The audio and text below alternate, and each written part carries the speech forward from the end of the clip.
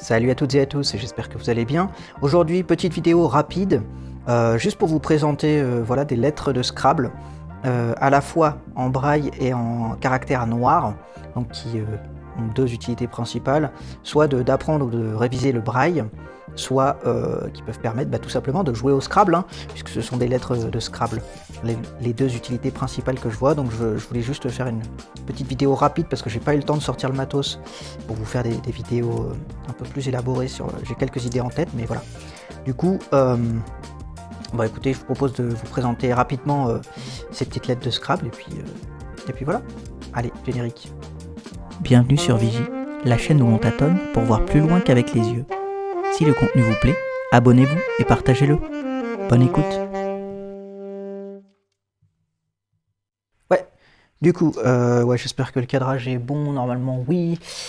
Du coup, ouais, c'est des lettres, donc à la fois écrites en caractère noir, il me semble que comment on dit, pas les touches, mais les pales, si vous voulez, les tuiles.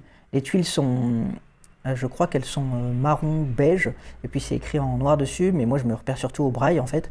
Là par exemple, je dois avoir un G dans les mains, donc le braille est en haut, il est relativement saillant même si les points sont petits.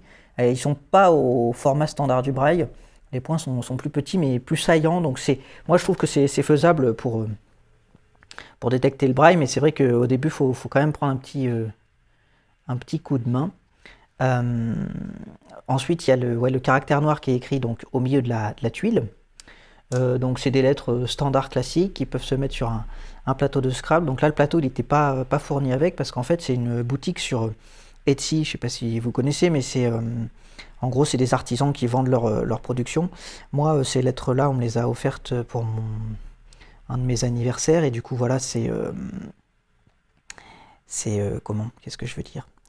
C'est ah mince, oui, c'est une boutique Etsy, donc qui fait ce genre de produits.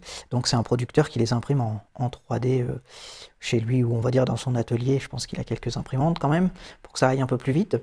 Donc voilà, globalement, c'est pas grand chose de plus à dire. Moi je trouve ça sympa. Cette personne, je crois qu'elle fait d'autres choses écrites en braille, et surtout on peut lui demander des choses à la commande. Après Etsy, la dernière fois que j'avais été dessus, ça manquait un peu d'accessibilité dans les descriptions sur les applis de téléphone, mais bon, globalement ça peut se faire.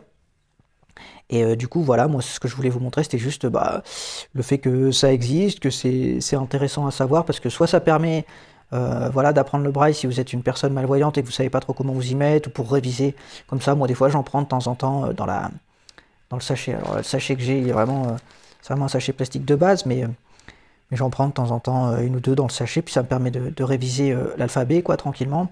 Ça peut peut-être aussi servir à des enfants dans des écoles, si tant est que les enfants jouent encore au Scrabble. Et puis après, voilà, si vous avez un plateau de Scrabble et puis des amis pour jouer au Scrabble, ça peut être aussi une façon de jouer au Scrabble. Moi, comme là actuellement j'ai ni l'un ni l'autre, je ne joue pas au Scrabble. Non, je plaisante. Mais voilà ce que je voulais vous dire. J'essaierai de vous mettre le lien de la boutique en description. Et puis je voulais juste vous faire une petite vidéo rapide pour vous montrer que ça existait. Il y a des jeux comme ça qui peuvent être trouvés en braille. Et je sais qu'il y a des sites qui en vendent. Mais voilà, il faut bien penser aussi qu'il peut y avoir des boutiques d'artisans sur Etsy qui font des choses en braille. J'avais vu des bracelets en braille ou des choses comme ça aussi. Donc j'essaierai de vous mettre le lien de cette boutique en description si jamais ça vous intéresse. Et puis écoutez, c'est à peu près tout ce que je voulais vous dire moi. Je ne vais pas vous tenir plus longtemps. Voilà, c'était juste une petite vidéo comme ça, rapide.